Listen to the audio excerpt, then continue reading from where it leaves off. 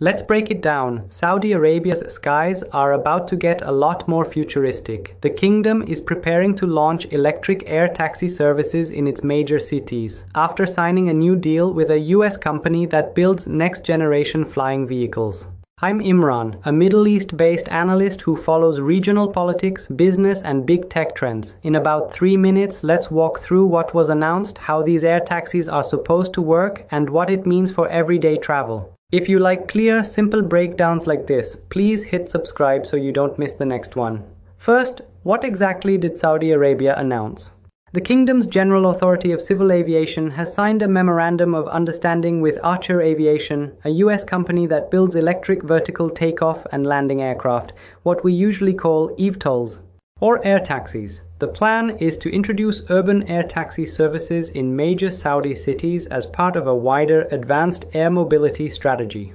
That means not just buying a few aircraft, but building a full ecosystem, rules and regulations, safety standards, pilot training, vertiports, charging infrastructure, and integration with existing transport. In simple words, this is not a one-off demo flight for YouTube. It's an attempt to make short-distance flying across a city or between key hubs a normal part of the transport network. Quick pause. If this kind of breakdown helps you make sense of what's happening in our region, please like the video and make sure you're subscribed. It really helps the channel grow and keeps these breakdowns coming. Second, how would an air taxi actually work for a passenger? Think of it as a quiet electric helicopter with a ride-hailing app.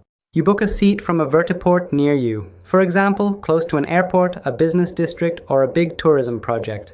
The aircraft takes off vertically like a helicopter, then flies like a small plane, usually carrying a pilot and a few passengers. The journey that might take 45-60 minutes in traffic could drop to 10-20 minutes in the air. Because these vehicles are electric, they produce zero direct emissions and are designed to be much quieter than traditional helicopters. The idea is to reduce congestion on the ground, connect airports to downtown areas, and link up new mega projects under Vision 2030 with the rest of the country. Behind the scenes, the hard work is not just the aircraft, it's the safety rules, maintenance standards, air traffic management, and emergency procedures that convince both regulators and the public that this is as safe as any other form of commercial aviation. Third, why is Saudi Arabia pushing into air taxis now? There are 3 big reasons. Number 1, Vision 2030. The leadership wants Saudi Arabia to be seen as a global hub for next-generation transport.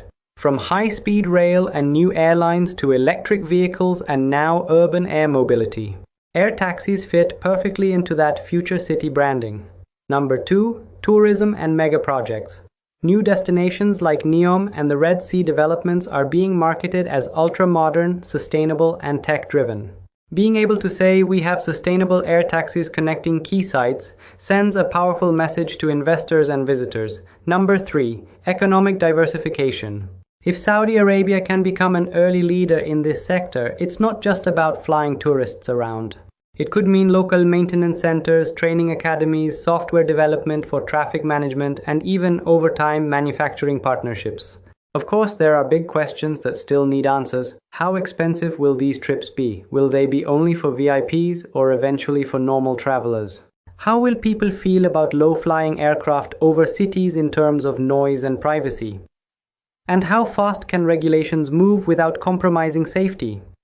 So let's break it down one last time. Saudi Arabia's move into air taxis is more than a cool tech headline. It's part of a larger push to redesign mobility, brand its cities as futuristic, and attract investment into new high-tech industries. If it works, a trip from the airport to downtown Riyadh or Jeddah in the future might involve opening an app, walking to a vertiport, and flying quietly above the traffic instead of sitting in it.